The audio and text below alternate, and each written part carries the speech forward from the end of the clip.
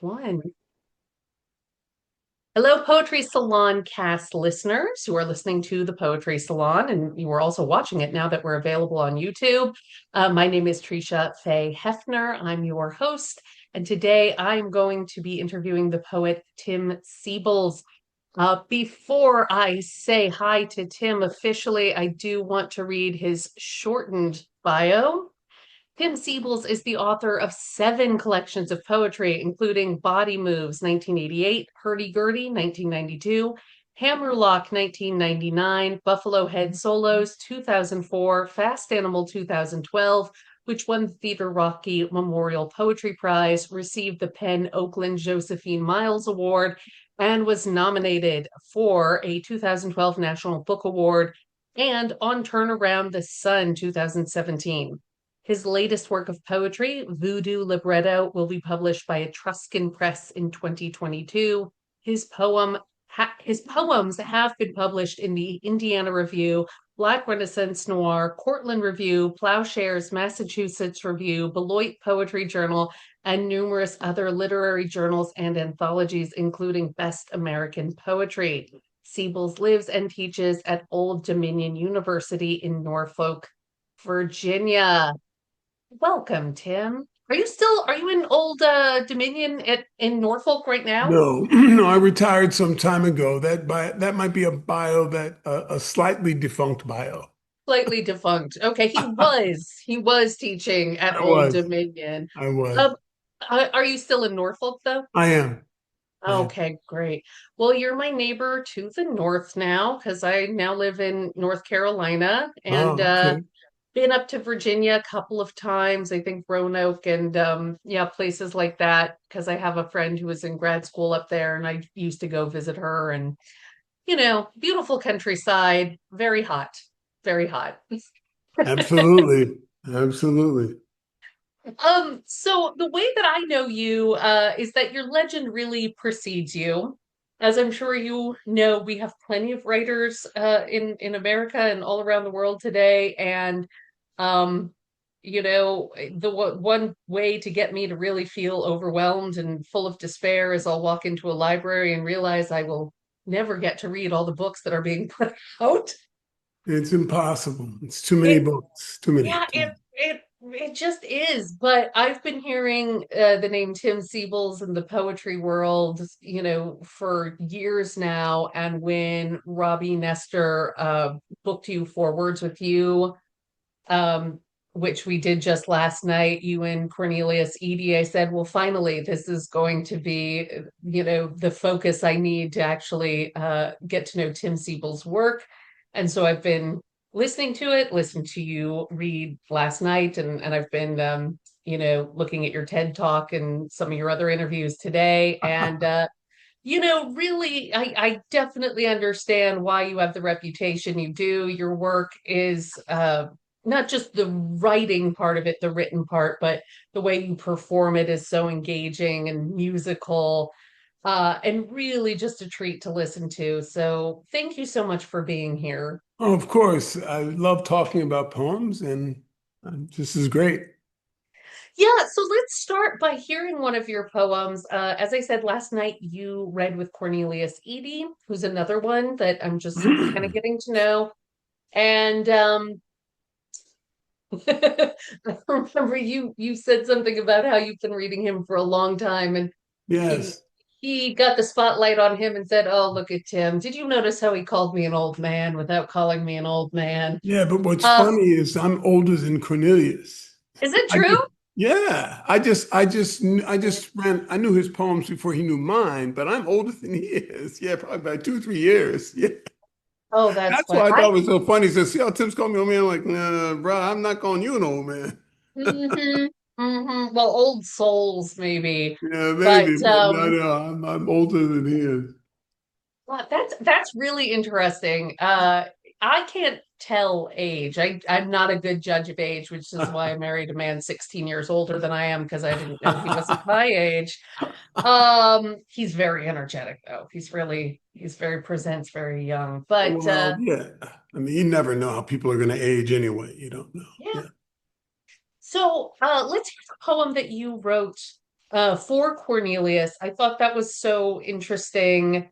Um, and I'd like to know more about it, but let's just hear the poem, which I Okay. believe is called Either Way, and then Okay. we can discuss. So this is either way. I wrote for Cornelius because both of us have in various ways been affected by music, Mhm. importantly in our lives. Of course, I think everyone is affected importantly by music, but this is for him because he he has his first book was I was gonna um, gosh, now I'm gonna blank on it, but it's a great book. The Dance Craze. Hmm. That's part of the title. Anyway, but what's cool about this book, if you ever see it, is the cover is a pair of sneakers on fire. I just love it. I love that cover. Yeah. Anyway, so this is a poem called Either Way for Cornelius Eady. Excuse me. Days when something grazes my shoulder. Sunlight, sidewalk, the shadows sharp.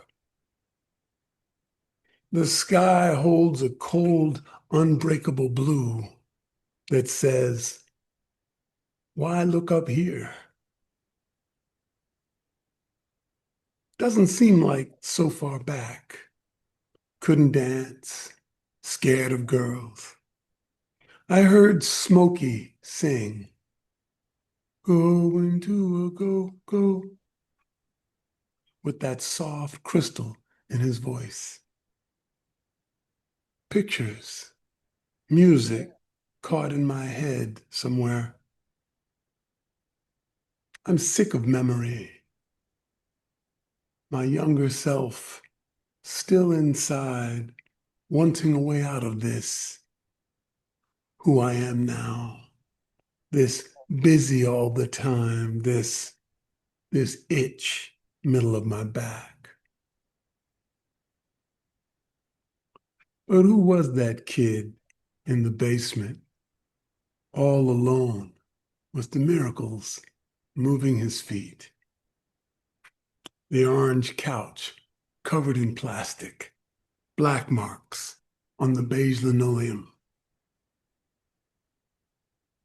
Something about solitude, if you can stand it, makes you feel wise. The voice in your head talking its way somewhere, pressing you to believe what it says. And though you can't remember when, you grow into it or you don't. Each thought breaks into the next, keeps on, turns back. Either way, you don't ever really understand. Just as you get used to the snow shingling your hair, your idols, one by one, begin to leave. Their old tunes fill the coffee shops and gently bob your head. What is it that your life forgot to mention? Hum a few bars, you say.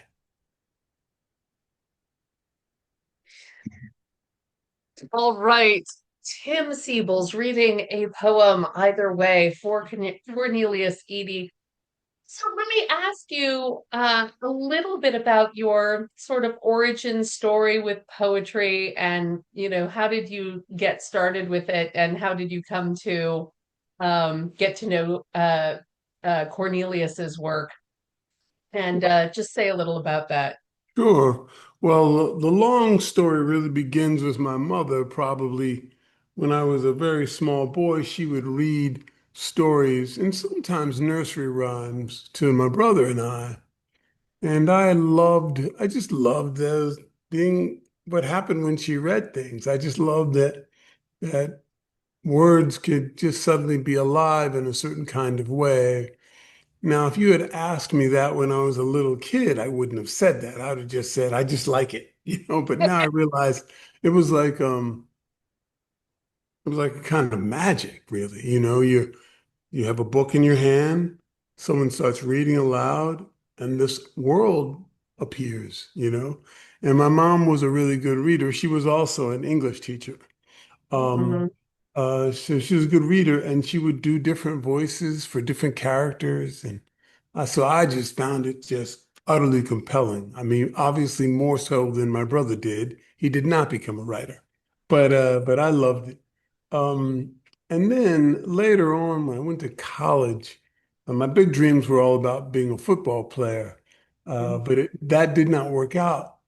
But somehow, and I don't remember why or how, somebody, either a professor or a fellow student, somebody said, "Hey, there's going to be this class in creative writing. You might like that." And I just can't remember why someone would say that to me or who did. But I stumbled into a class taught by Michael Ryan, who has now recently retired from the University of California at Irvine. Mhm. Um, and he was a great, passionate teacher who also was a poet. And I don't know, I was looking for something that would allow me to live a non-traditional life, or I should say, an adult life that wasn't all about restraint and dignity. I don't know. My parents were both wonderful people, very restrained and dignified people. They were. But I was always a little bit of a crazy kid, I guess. And I just wanted to be able to live a life, or at least have some aspect of my life that was just really alive and kind of crazed. And Ryan, he'd read poems and he would be so intense about them. And sometimes his face would turn red. And he was reading a poem that was especially emotional. And one time he finished a poem and he slammed his fist on the desk and just walked out of the room. And I don't know. I was sold. I thought, if words can do that, I want to do words like that. I want to make words do those things. The other thing about his class, and this would have been true of classes after that, taught by different writers and different poets, they would read different poems to us by all these different authors. And there was so much going on in the language. I thought, man, I've got to be able to do some of what those guys and women are doing. I've got to be able to do that. I don't know. I just felt like I had to have that be in my life. Not unlike perhaps when you hear an instrument like a violin or a guitar or a piano and you say, "Oh, I want to play. I want to play. I want to make that music." It's the same thing. So that's where it started for me. And then, you get hooked and you just yeah, I could not stop. So I just kept writing and writing and writing. Didn't mean I was writing well. That's not what I mean. But I was writing a lot and I love to write, you know. So that's where it started. Yeah. I love hearing you say that. And I think that is what poetry or lots of creative practices can do is let you have that unrestrained, surprising, more free life. And yet, at the same time, like I won't speak to you, but I know for me, a lot of my time is spent pretty safe indoors with a pen and paper. Like, Mhm. worst thing that's going to happen is I'm going to have some real emotional embarrassment that I can keep to myself on the page, or I'm going to get a paper cut, or, But the your pen mind, runs out of ink. but your mind is a pretty dangerous place. People I think often imagine danger being something you find out in the world. But once you start asking certain questions of yourself, or certain questions about the institutions that have Hmm. defined the society, suddenly, at least for me, suddenly you feel like you've been somehow misled, that all these things that were held up to you as the way things have to be, it's just not true. And then you find yourself at odds. with the world that you've been born into. And that is a very uncomfortable place. Some people end up drugging themselves to death because of that. Hmm. Hmm. Some people become revolutionaries in the positive sense. Like I think artists in various ways are revolutionaries. They're asking people to think in ways that they have not thought before. No, I definitely agree with you. And I'm thinking of Portrait of the Artist as a Young Man, James Joyce. And I think that's where that idea maybe first came to me, is that you yeah, you belong to all these institutions. You think this is the way the world is, and then you come into some conflict, or you interact with people for whom the world is not working so well. And then you got to ask everything. You got to interrogate everything. Certainly that is kind of a threat to systems, isn't it? Absolutely. Once you start asking questions and the answers don't come back right, everything is at risk. Your Hmm. religious beliefs, your beliefs about race, gender, sexuality, capitalism, everything. It's Hmm. all on the line once you start asking questions. And that's why I say the mind is not a safe place, nor should it be, to be quite honest. If your mind is a safe place, you're probably damn near dead. Yeah. I mean, you could also look at it the other way, which is maybe the mind is the only safe place and everything else is kind of distracting us, taking us away from that. Uh I'm curious how this relates to music. I mean, I think I can maybe predict where we would go with that. But say a little bit about how music has influenced this thinking, and about Cornelius Eady's the poem for Cornelius Eady specifically. Oh, well, there are a couple of things going on with the poem with Cornelius. One is we were talking earlier that we both, of course, black men growing up in the similar era, the 60s, 70s, and so on, 50s, 60s, and 70s, but we really were coming of age as teenagers in the late 60s. And and I don't know, through some conversations and also listening to his poems. And Mhm. oh, yes, the name of that book that I was trying to name, Victims of the Latest Dance Craze. Nice. Anyway, that's the one with the sneaks burning. Anyway, but it was just clear that from his work, music meant a lot. And I've always loved music. Um, uh, and I don't know, I just couldn't imagine writing a poem. I also have great love and affection for him as an artist and as a human being. He's a great human being, I think. But I wanted to write something. I actually stumbled into that poem. I was working on that poem. When I began it, I had no dedicatee. I was just writing. But then as I started getting into it and Smokey Robinson came up and the idea of music in coffee shops that of our old icons and stuff, I thought, this makes me think of Cornelius. And so that's why I dedicated the poem to him. But music, of course, I think as I was trying to say before, um, most people on earth have an important relationship with music. Yeah. Most people on earth, it helps us dance, it helps us relax. Things that we feel are often first made concrete in a song by someone or in an instrumental piece. We say, I love that piece because I know that feeling. I know what's being said by that violin. I understand what that piano is doing with that chord. And so I think everyone, of course, has a pretty powerful relationship with music. Um, my most important, if I have a most important musical influence, it would be Jimi Hendrix.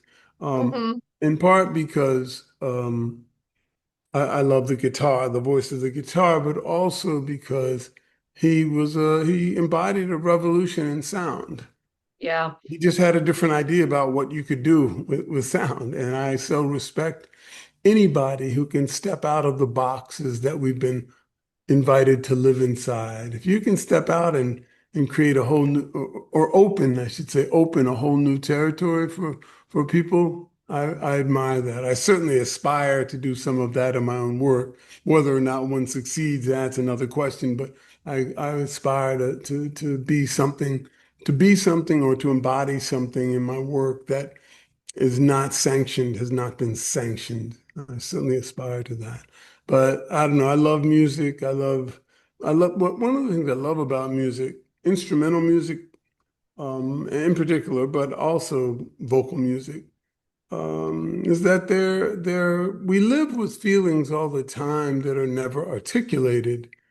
And music, at least for now in this culture, is this kind of current that's always around us that is trying to speak of things felt that are rarely spoken about. Mhm. Now, in another millennium, or in a different time and place, maybe poetry would be that everyone would know poetry. Everyone would have a poet that they love or several poets that they love. Yeah. But we live in a culture and in a time on earth when it's music that most everyone pays attention to. And in this country, especially, but I think in many places, poetry is still this energy that floats on the fringes of the society, and certain people are reading it, but many people couldn't name a poet if you asked them. Right. And which I think, of course, is tragic, but I'm sure opera singers feel similarly, and I know jazz musicians do, because there's a whole world of music of jazz that most people don't know anything about. Yeah, my sister actually is an opera singer, not by profession, but that's Uh-huh. that's her area of study. And believe me, yes, nobody knows what opera Yeah, is. you just don't know Very much about it. few. Yeah, yeah. And yet the miracle is somehow it keeps surviving It even persists. yeah, even without the commercial demand for it maybe. And I think that's changing a lot with poetry, slam poetry, Oh yeah. things like that. Oh, It's that making it a certainly has lot more helped. property. Yeah. Yeah, it's helped a lot that people don't have to find it in the academy, quote unquote. It's helped a lot. Yeah, no, I'm really curious about your experiences. I mean, this is a tension I was navigating and I still have to navigate sometimes as you're a teacher, you're a professor, you are in some ways connected to some institution of higher learning, and yet you want to be, rebellious and talking the last year that I taught high school, I realized I had chosen all these books that were like One Flew Over the Cuckoo's Nest and all these books that just were really torpedoing systems, and the system is dehumanizing, and the system will prevent you from. And we were learning about the romantic heroes and the Byronic heroes and the 60s and all this stuff. And I'm just like, I can't be a teacher in a high school anymore. I've just spent my whole last year talking about how the system is wrong. And I'm the system. Like then you're driving down the freeway on your way to LA listening to Pink Floyd's Tear Down the Wall and going, I am the wall. So But in that case, you were not the wall. You were in the system, but you were trying to break it down. I mean, I, that's the point. that's the Yeah. paradox, isn't it? Yeah, I It's mean that's like, the thing. I think that it's impossible to not find yourself in some way related to the institutions that control the culture. I mean, mm-hmm. I have you may know the poet Baron Wormser. I don't know if you know of him, but he lived in the Maine woods for 20 years off the grid. You can do that. You Wow. can just disappear into the wilderness for 20 years. And that's one way to reject the system, but it's a solitary rejection. But what I Yeah. think is important about teaching and the books we offer to our students and the things we say in class is that we are saying, in effect, to them, consider these other possibilities. Think of your life in these terms, perhaps. And so I'd like to imagine that as teachers, we might do for a student what Michael Ryan, for example, did for me, which said, hey, you can work in this world this way, but what about thinking about working it in this way? And Yeah. so I think you're really offering, I think if you're a good teacher, like I aspired to be a good professor. I taught high school also for a decade in Texas. you're trying to make the students be more than the society is inviting them to be. You're trying to get Yeah. them to not just be good shoppers. You're trying to get them not to be just people who think about money and marriage and family, and that's your life. You get a job, you get married, you have kids. That's your life. That's what matters. And it's like, no, there are other things that we might consider that can change the way we feel life or feel about life, you know? And so I think as a teacher, you're in a pretty remarkable position. And so insofar as you are a legitimate quote unquote figure, but you can use your platform to say, we need to interrogate this, perhaps Yeah. transform the society in this way. So, yeah, I think there's nothing wrong with being a teacher or a professor. It depends on what you do with it. No, That's me. absolutely. Yeah, And yeah. just, to be clear, like my favorite people are teachers. I'm not lampooning teachers at all, Oh, I didn't but take it that way. I just find it's just always a paradox. And I could be really talking out of my own behind here because I read this thing I think in a book by Joseph Campbell years ago, and he's talking about how in the Japanese language, there's two different kinds of freedom, like two different words for it. And one is the freedom of the mountain, and the other is the freedom of the city. And the freedom of the mountain means you're free because there's no one around to bother you, and you can do whatever you want, but you can't really have a community there. You can only do the things that you can do by yourself on the mountain. But then there's the freedom of the city, which means you have the freedom to do all the things that people do when they're in cities, go to the movies and go to clubs and make music. And you can only do those things when you have other people. And so this is like the constant kind of tension we're always negotiating is like, how can I be Yeah, myself in yeah, community? How do I make sure I get to be authentic and also useful to other people? And that's a yeah, lot of what art is like, how can I yeah. be authentic but also say something that's going to mean something to other people? Oh yeah, Yeah. absolutely. I mean, one of the reasons. As I said, I became a teenager in the 60s, so I was definitely affected by the idea that art could change the society. Yeah. Black music certainly had a political edge, and certainly the hippies and Hendrix and that whole other ilk, that was another kind of political force in the society. And it wasn't about, well, it could change the way you voted, of course, but it was really about the way you thought about yourself or how you imagined yourself in relation to the larger society, and Yeah. that to me is what's important. I don't know how long it will take for the efforts our efforts as artists to really affect visible change in the society. I don't know. I have no idea. I was a young dude dreaming about poetry changing the world. The world seems pretty damn similar to what it was when I started being a poet, 50 years ago. Yep. But certainly I am not the same. Being an artist and engaging other artists has changed me.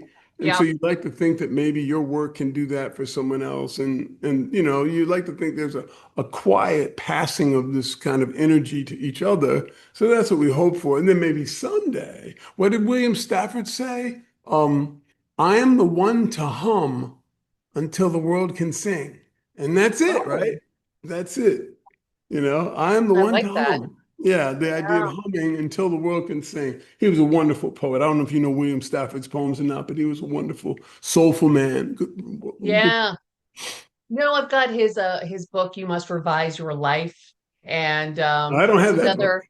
oh man, it's another one of those like I got it, I read a few things, Mhm. I keep quoting it. I haven't finished it because just too much good stuff, and I don't always have time to finish the things. But I've read a lot of Stafford's poems and Yeah, he's poetry, and I great. always Yeah, he's great. I was really lucky influenced enough to other see him people. read. I got to see him read when I was an undergraduate. I got to see him read. He was a great He's reader from too.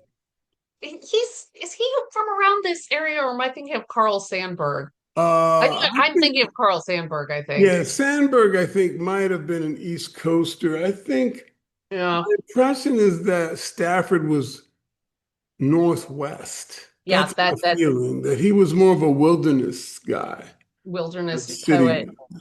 Yeah. Yeah. Auden said something that it's definitely brought a little bit more clarity and peace to me as an artist. Because yeah, when I was younger and reading all these books that said things about society, I was like, well, wait a minute. They said that 100 years ago, and society hasn't changed. It seems to have gotten even worse. Like the Romantic poets telling us not to get too involved with machinery and technology, and then like clearly we didn't listen.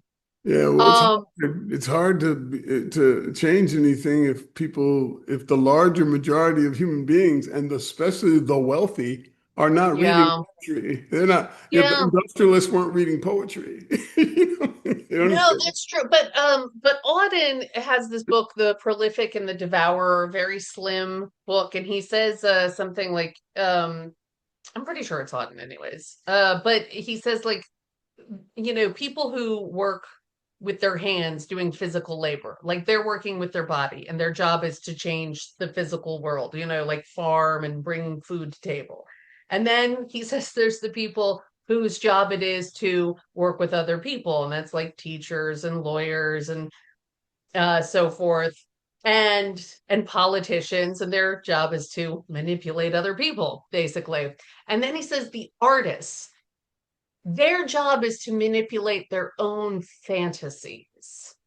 The artist and the mystic, their job is to manipulate their own fantasies. And I've been thinking about that, and I'm like, all right, sure, maybe we're not going to change all of society, but we can manipulate our own fantasies, and maybe that does something. Like maybe Well, that helps I'm not somewhere. sure. I'm not sure I completely agree You with don't that have with to. that You don't assessment, have to. because what happened because art is necessarily about a relationship between the artist and the person who's viewing or listening to their work. It's not all Yeah. about your head. I mean, of course, everything begins in your head, but that's true of all the ideas, whether it's democracy or Christianity or Islam. I mean, it all started in someone's head. Yeah.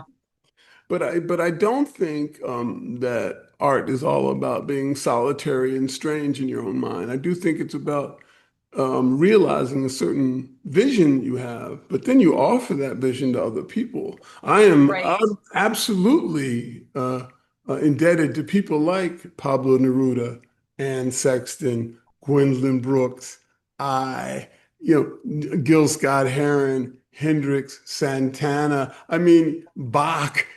Those people, at least in my mind, have totally turned lights on in my head and heart that could not have otherwise been turned on. And so I do think art is about relationships, and it is about changing other people.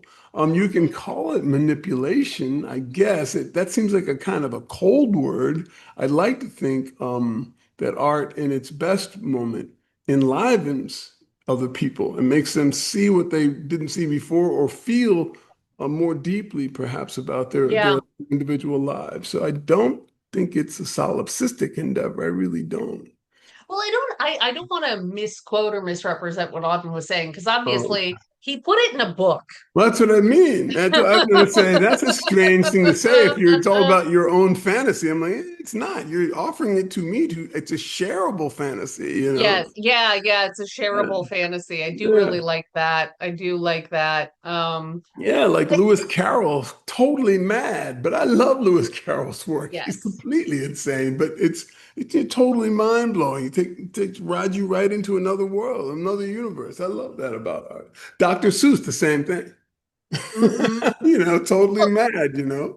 You can look at it as you're transforming your fantasy, your mind, your spirit, and then like you're able to create this thing, a poem, a song, a play, what have you, and then help other people then transform what's going on in their own heads, heart, spirit, body. You hope. We're sharing it. We're sharing it Yeah. across culture. Um, I think that's a good segue into your next poem, because that one is definitely very conscious of what's going on socially. So, do you have that one ready for us? I do. And I would say about this poem is it's rooted in, I'm just trying to, in some way, articulate what it feels like to be in America right now with a kind of whelming fascism and open racism, open sexism, um, open xenophobia, a clear embrace of insane opulence in spite of all the needs of people who have nothing. It's just such a weird thing. And the whole movement of the red cap, the MAGAs, that whole thing of embracing, you know, an ideology that by and large completely ignores their needs. That's what's really weird because it's primarily, as you know, people who have very little who love this scary monster. Yeah. Anyway, not saying anything else. Not here to just rant like a maniac, but I kind of am. Anyway, so it's a poem called In the Open, and its epigraph is Hey Siri. And what's funny about I should say this before I read it. When I was working on this poem, I had my phone near me. Hmm. And so last night, I mean, it happened while I was working on it, but it also happened last night when I read the epigraph and I said, "Hey Siri," and you could hear it. I don't think anyone else Siri could. turned on, right? She turned on and said, "Uh-huh." And then when I opened the poem, Siri said, "Well, I have this information for you," and started to go. I had to turn it off. It was great last night. It was really strange, but I guess no one heard it. I thought people could hear it, but I maybe I was the only one who could hear it. But yeah. So anyway, in the open, most people still seem okay, but already some drag one leg and drool. But this place has never really made sense. So who can be shocked when someone else breaks down? Since November, it's easier to tell who, who voted for whom. It's like they're always hungry. In the supermarket, long smiles and high fives. Suicide has become common, though disappearing at the hands of persons unknown is also no surprise. Hard to tell what's real from what's on HBO. Hey Siri, are more Americans baring their teeth? Fear the walking dead, she says. Every so often you see blue uniforms. I still have some faith in the police, though it really does look like they're part of the spread. Anyway, it's out in the open now. The contagion moves freely, filling stadiums with a kind of glee. For a lot of us, nausea is just a daily thing now, and gangs of citizens have started chasing and biting, and pretty quickly the bitten begin to sound like the people they once had feared. And though they still look like the neighbors we remember, still stomp the bleachers and howl, French fries in hand, ketchup leaking from their mouths. You know that sometime soon it's going to be you they need to eat. Phew. Oh my goodness. So glad you were reading that one. I ask, what's that poem about? I think it's I say that it feels like it's clear to me what it's referencing. And I find it very interesting in my own work. Whenever I want to talk about politics or this current situation, I just say something like since November, rather than saying since this person and naming them and saying he's in Right. office, I just say since Yeah, November. And I yeah, think we yeah, all know yeah. what that means. Yes, Uh, I think yeah, so. It's really that is just shorthand now for exactly where we are. Yeah. yeah. There's a lot in there that I think is it's questioning. I love that this kind of ends in this feeling of like, well, I like the police, but I don't know. They seem part of the spread. And our neighbors, there's people we used to think of as our neighbors.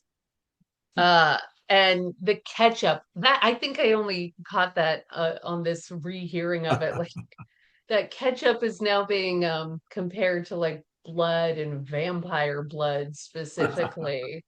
What it puts me in mind of, and maybe this has nothing to do with your poem, but we just watched the movie Sinners. Have you seen Yes, it? I've seen it. Yeah. I mean, it's so engaging and it's vampires, but kind of vampirism is a metaphor for colonialism Sure. and coming in, sucking the life out of things, taking all the energy from one group of people and using it to feed yourself. And so like that French fry blood metaphor was really putting me in mind of the vampires. Yeah, I was hoping Yeah. for some connection between blood and the ketchup. If someone saw vampires, that's great because if you know about The Walking Dead or the Fear the Walking Dead, any of those series, well, blood they're drawn to blood. I mean, Mhm. that's what they do. If you cut yourself and you're near one of those Walking Dead, they will, to the best of their ability, sprint right towards you. If they're Mhm. within range of it, they will immediately come to the blood. And so I was hoping for a reference to that. I was thinking more of the Walking Dead than of vampires, Oh but yeah. vampires are also the undead. They're both the undead, right? So it's fine reference to me. Yeah, I am really curious. When you write a political poem, this is something that comes up everyone's writing political poems, whether we want to or not, I think, Uh-huh. lately.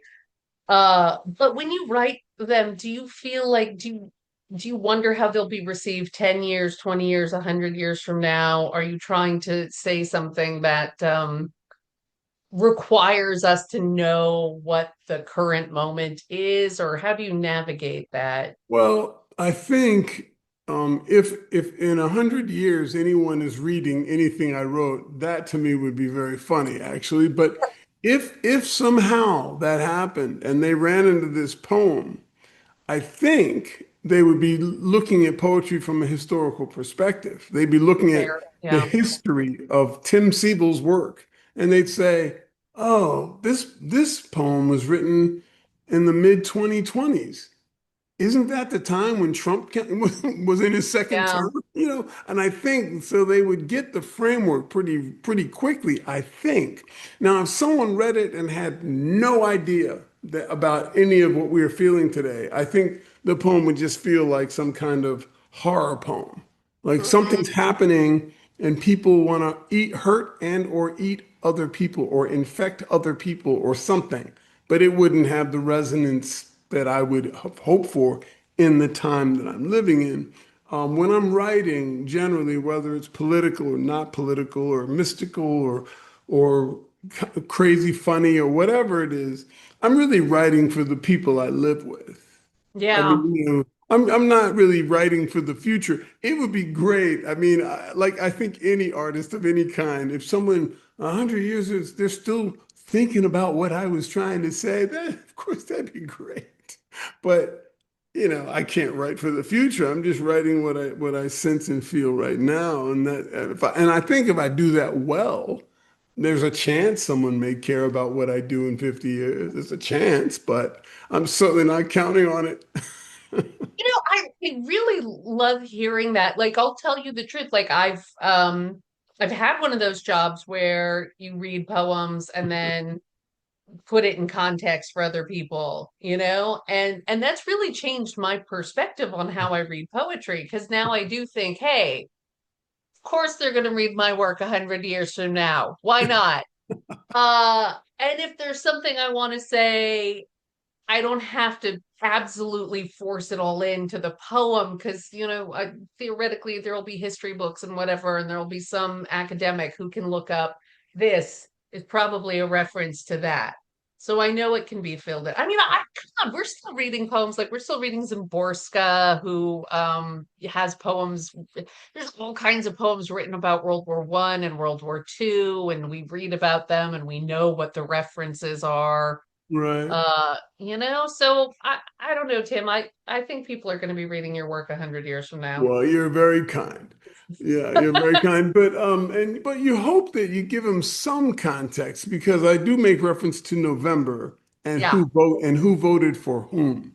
And so yeah, anyone reading will know it has something to do with an election and something scary happened in this election. I think they'll get that yeah, much. And then if people want to research the time in which this poem was written, then they'll have a clear sense of what was being referenced. oh So yeah, yeah, I don't worry too much about that. Like it was also someone was asking me about the cartoon poems. Like I read that Popeye poem. Now, yeah, yes, someone who's my age most likely watched Popeye cartoons when they were a child. But mm-hmm. someone who's 20 years old, I think Popeye would mean far less to them. You know, what I mean, there's no way a 20-year-old now who grew up on what was it, the Teletubbies Yeah, or Mr. Rogers' Neighborhood, they may have known the tiniest amount about Popeye. That poem wouldn't necessarily have much resonance for them. yeah, But that's the nature of being human. I mean, I was born in 1955. You know, I mean, there's a framework that I have that simply isn't going to be part of someone who's born in 1985. It's just not going to be part of their lives, you know. And so, but and in that respect, I think all of us as authors, all of us who write, you, me, and you name whomever, we're all trying to document our time. yes, That's really what yeah, we're doing. You know, I can't document the time for someone who was born in 1985. They may know some of the stuff I'm referring to in some poems, but ultimately, my lifespan is really the context in which I'm drawing a lot of information and what I feel, what I think is possible. My idealism about human beings' potential is certainly rooted in I Have a Dream by Dr. King. Of course yeah, it is, or in Gandhi's vision. I mean, of course, those are the things that shape the way I imagine human possibility. You know what I mean? I am hmm an idealist. The 60s were this time when people were going to change the world. I mean, those are my roots, you know? So how can I not be that, you know? I have to comment. You're so ebullient, and you seem to just have this joy about your poetry and music and life. And you're calling yourself an idealist. Like with everything going on, how do you maintain that, Tim? Like, Well, it's not that I don't have moments and hours and perhaps days of great despair. I mean, okay, don't get me wrong. I I agonize sometimes about yeah, what human beings have allowed to happen on Earth, not only in America, but you name it, Sudan, Israel. I mean, you name it. I mean, there's some reasons to just pound your head on the wall. There's no question about it. But yeah, ultimately, I think my sense of I can't call myself optimistic. That might be just too strong a term, but that I have a creeping faith in human mm, beings. You know, I think okay, that's rooted, of course, yes, again, in the time, my teenage years as a kid, thinking about the Black Arts movement, the hippie movement. I think it's rooted in that also my mom had the energy, an energy very similar to mine. If I'm honest, I think this is partly a genetic Yep. inheritance. Yeah. And so there's that. But no, I have days when it's all I can do not to just get in a car, drive into the wilderness, and just build a tent, never to be heard from again. I mean, some days I just think, you know what? People are stupid. People don't Yep. think, they don't read. You know, I'm just not doing this anymore. Of course, I have those moments. But ultimately, there have always been, even in the worst circumstances, amazing human beings that do Yes. amazing things. So you think you must persist. My Yeah. father used to say, you must have iron in your soul. That's what he would. Mm. You must have iron in your soul. So that's I'm trying to have iron in my soul and persist in my belief in human potential, even when it appears to be naive, to feel that way. Yeah, well, I mean, I tend to be more like that too, and I could say it's maybe genetic because my dad's a very positive person. We might even say toxically positive sometimes. But it's still positive, and I think I'm always wondering if that's something genetically you inherit or just because it's something you're raised with. It's kind of built in there. It's one of those things that even a psych degree really hasn't fully answered yet. But I just got to tell you, I have the same fantasy too, except I'm usually off into the woods, but I'm bringing like 100 poets that I know with me, and we create like this big RV camp with corn growing in the background and chickens and a farm, and we're just, Yeah. living off the grid, but together in a community. So, Yeah, if I that's build that, that's that's a better fantasy. I got close to something like that just recently. Have you ever heard of the Great Mother Conference? Do you know this? no, no. Anyway, I didn't know about it either. And so I got a call, I guess it was probably February. It said, Mhm. "Hey, would you come and read at the Great Mother Conference?" And I thought, I love to read. I'll usually say yes if someone can get me somewhere and give me a few dollars. I'm of course thrilled to read poems. Truthfully, I would read for free in many occasions too. I just love to read poems. But it was the Great Mother Conference in Jefferson, Maine. It takes place every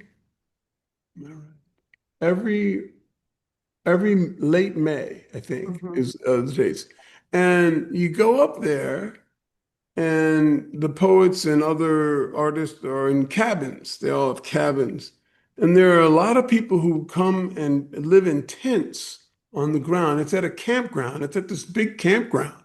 And so people living in tents, some people living in cabins, some people who live in Jefferson probably live in their homes, of course. But Mhm.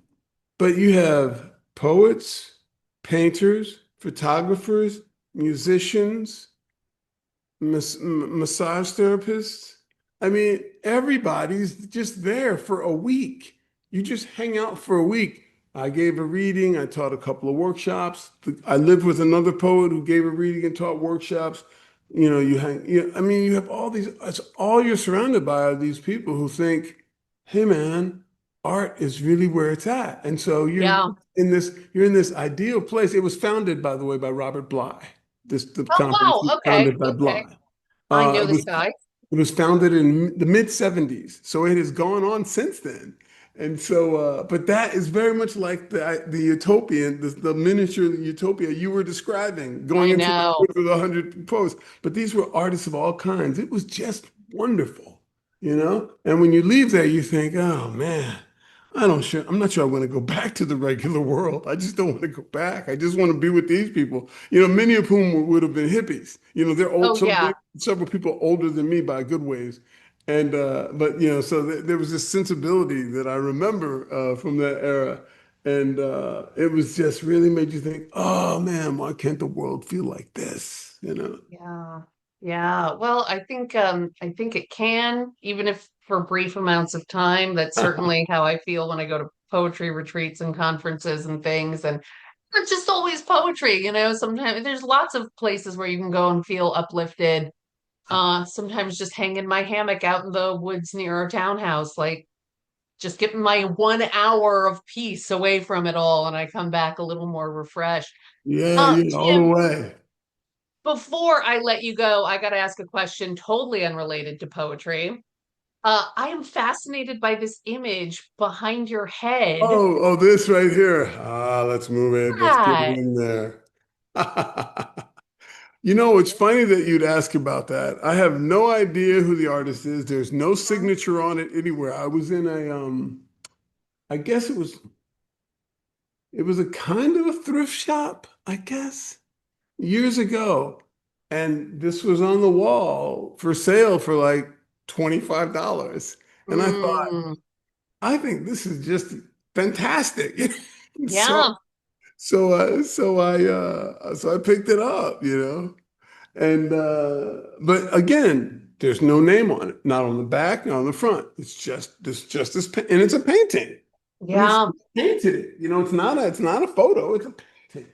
But I cannot find a name anywhere.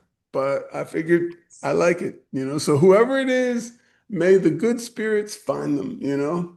But that's all I can tell you about it. I just saw it and I liked it, so I bought it. And it was, as I It, said, really inexpensive. I mean, it's just crazy.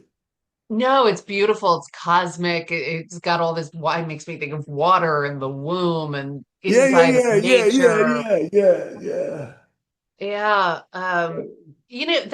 This is kind of random, but definitely on the topic. I did some research on the concept of originality, which I realize feels very academic way of delving into something that should be more organic. But prior to I think the Renaissance era, most artists didn't sign their work, because you weren't really Is that supposed to true, take really? credit. Wow. I mean, this is what I've read. Okay. But yeah, the idea was that you weren't supposed to sign your work because this was supposed to be like something that God did through you, and you Oh, I really weren't see. supposed to take credit. I see. I see. I did not know that. Yeah. And I then in just, the Renaissance, it became very commercial. It was like competitive and which very wealthy patron was going to pay you for oh, your art. And so that's when people yeah. started really, but I Okay. still like that. Yeah. Yeah, yeah. Um, This, as I said, as far as I can tell, maybe it was done during the Renaissance and it's actually worth millions. Who knows? I don't know. Well, it's gorgeous, and Yeah, I'm thank you. I think glad it's cool too. it came to you, however it came to you. Yeah. Um, the rain just started outside, and I'm pretty sure pretty soon we're gonna get a lot of lightning and Some thunder lightning. Yeah, because yeah, yeah. summer in the south. But Tim, this has been such a pleasure, and you're not that far from me, so I really hope I'm gonna get to hear you read live Oh in person. yeah, yeah. Well, Yeah. yeah, yeah. I hope to see you again, of course. And it's Trish, right? It's tree. I just tell people to call me tree, like the plant. I'm a Oh, nature tree. poet and I'm tall. I'm tall like a tree. So Should you have go been my by name the whole tree. time. Yeah. Okay, because yesterday you might when I was before we got cut off at the end of the Zoom, I said Tresh, and I thought that's a strange name, but that's what it looked like, Tresh. I thought, okay, Tresh, all right. But Yeah. you would prefer tree, period.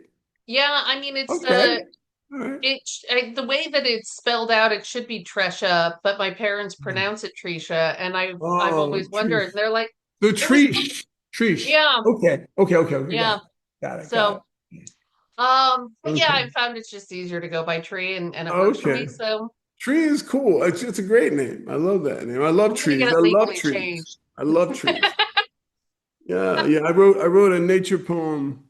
I mean, I've written a few, but this one that ends with the image of a tree. So I'm all for trees. I'm a big Yeah. fan.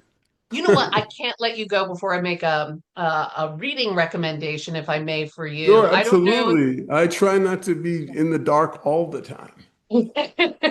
Well, my former co-host, still one of my poetry friends, Douglas Manuel, fabulous poet. His second book his first book is Testify from Red Hen Press, and I think the second book is also from Red Hen. It's called Trouble Funk, Huh. and Great he's title. Great title. he's telling the story of two characters based on his mother and father and how they met through music in the I want to say six. Let's say somewhere in the 60s and 70s. I think it's the Okay. 70s. Okay. But I could be wrong. It could be going back farther. But definitely I could see you enjoying his work and Trouble I hope Funk. Great title. Trouble Funk. Yeah, Trouble Funk. I am not nearly as musically tuned in as Doug is or anyone else, but I know it's just I know so many people who are musicians and they're friends with me and they're always introducing me to new work. So I'm grateful. I'm Oh grateful for yeah. my Oh educators yeah, that yeah. way. No, we're all grateful for people who introduce us to stuff because there's too much to discover on your own. There's too Oh, I much. It's know. too much. Someone has to give you a nudge in one direction or another. It's too much, you know. Right. Well, this is my ideal of that community where it's just a small like group of 100 artists in one place is that we'd all know each other's work, Yeah, like yeah, yeah, maybe yeah, yeah, yeah. That's a really cool idea. I like it a you lot. can shrink the world down to like a size that fits. Oh yeah. Well, that's why I Yeah. think tribal societies, I'm sure they had their own problems, believe me. But I think because if you're in a tribe, so Hmm. many things you'd have in common, there Yeah. wouldn't be that sense that you were ever dealing with a stranger, you know? Yeah. And so that might have been one of the ideal things about tribal life, wherever it was, you know. But of course, now we have these mega cities and nation states of like hundreds of millions Mhm. of people. So it's a different experience. I wonder whether or not we may find our way back to smaller enclaves or something, because it does seem like we can be pretty cold to Yeah. strangers, you know. Anyway, yeah. No, I mean that's we could Yeah. do a whole other podcast on that topic. I think Right, about that a right. lot. Yeah. Uh, I think what's happening, at least like in the artistic communities, like I've got my artistic tribe. I maybe see them mainly on Zoom, but I got them. And that does give me this sense of being part of like a community where everyone knows everyone. Oh, I agree with you. I'm with you all the way. Yeah, Yeah, but then yeah, I go that's out good. and like go to the grocery store and it's someone I've never met and will never see again that I'm interacting with. So it's we're balancing it out. We're Yeah, balancing it yeah, out. But yeah. Oh, yeah. Being a stranger is weird. It is weird, it's. I prefer the idea of being connected to people rather than just yeah, being like a customer. You yeah, know? So, you know what I mean? It's a. yeah.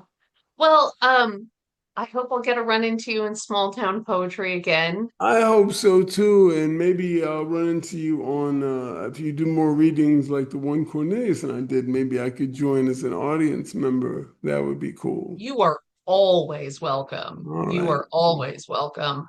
Well, thank you, Tim, and Thanks, Jane. have a great rest of your day, your summer, everything. Yeah, And you too, you too, you I will too. see you at some point when the universe clashes us back together again. I cannot wait for the reunion. Thank you so much. Have a great rest of your It was day. great. You too. And thanks for spending the time and thinking about poetry and caring about what I think or do. Believe me, I'm sure most people would feel their lives would be better without any of my thoughts. Let me.